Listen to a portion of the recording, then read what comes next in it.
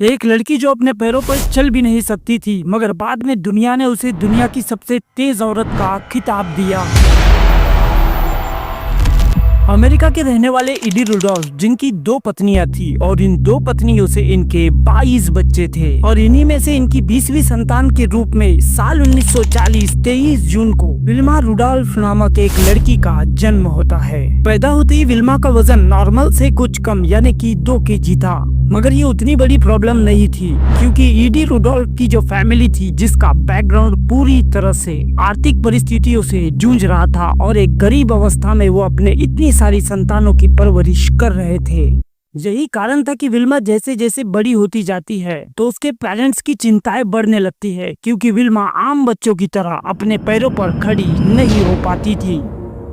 तो आखिरकार विल्मा के पेरेंट्स उसे डॉक्टर के पास दिखाने लेकर जाते हैं। तो जैसे ही डॉक्टर जांच करता है, जांच में ये पता चलता है कि विल्मा पोलियो से ग्रसित है और साथ ही इसे स्कारलेट फीवर नाम की भी एक बीमारी है, जिसकी वजह से डॉक्टर ये डिक्लेयर करते हैं कि विल्मा अपनी सारी जिंदगी अपने पैरों पर नहीं चल पाएगी। ये सुनते ही विल्मा के पेरेंट्स के पैरों तले जमीन खिसक जाती है और वो बहुत चिंतित हो जाते हैं। मगर इसके बाद भी विल्मा की फैमिली हार मानने तैयार ही नहीं होती। उनका एक ही मकसद होता है कि हमारी इस बेटी को किसी भी तरह से इसके पैरों पर खड़ा करना ही है। इसी इंतजार में 8 साल बीत जाते हैं और अब विल्मा की उम्र 12 साल हो जाती है।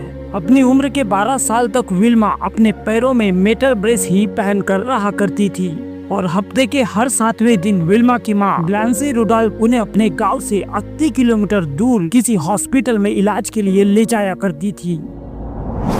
एक तरफ डॉक्टर्स थे जो ये कह चुके थे कि ये कभी अपने पैरों पर खड़ी नहीं हो पाएगी, और दूसरी तरफ विल्मा की माँ थी जो अपनी बच्ची को अपने पैरों पर चलता हुआ देखना चाहती थी।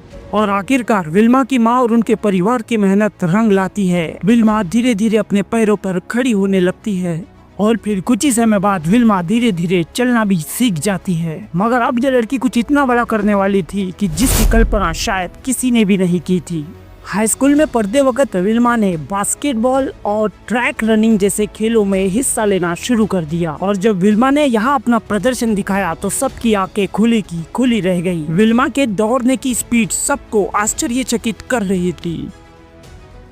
अपने स्कूल कंपटीशन में ही कई मेडल्स जीतने वाली विल्मा के लिए अब एक नया मोड़ आने वाला था और फिर 16 साल की उम्र में ही विल्मा को अमेरिका की ओलंपिक टीम में चुन लिया जाता है और साल 1956 में आयोजित मेलबर्न ओलंपिक में पहली बार विल्मा रुडोल्फ ब्रॉन्ज मेडल जीतकर अमेरिका का नाम रोशन करती है और इस तरह वो अपने करियर की शुरुआत कर देती है। मगर आने वाले 1960 के ओलंपिक्स में विल्मा दुनिया को हैरान कर देती है। रोम में आयोजित किए गए इस ओलंपिक में विल्मा रुडोल्फ अपने पहले राउंड में 100 मीटर की रेस में गोल्ड मेडल जीत लेती है। इसके बाद 200 मीटर की रेस में भी विल्मा रुडोल्फ गोल्ड मेडल जीत लेती है और अब बारी थी तीसरे और आखिरी पड़ाव की, यानी कि 400 मीटर की रेस की। तो इस 400 मीटर की रेस में भी विल्मा रुडोल्फ गोल्ड मेडल जीत लेती है और इस तरह वो अमेरिकी इतिहास की सबसे पहली महिला बन जाती है जिसने एक ही ओलंपिक में 3 गोल्ड मेडल जीते हो। दुनिया विल्मा रुडोल्फ के रफ्तार की इतनी दीवानी हो गई थी कि उन्हें दुनिया की सबसे तेज महिला की उपाधि दे दी गई।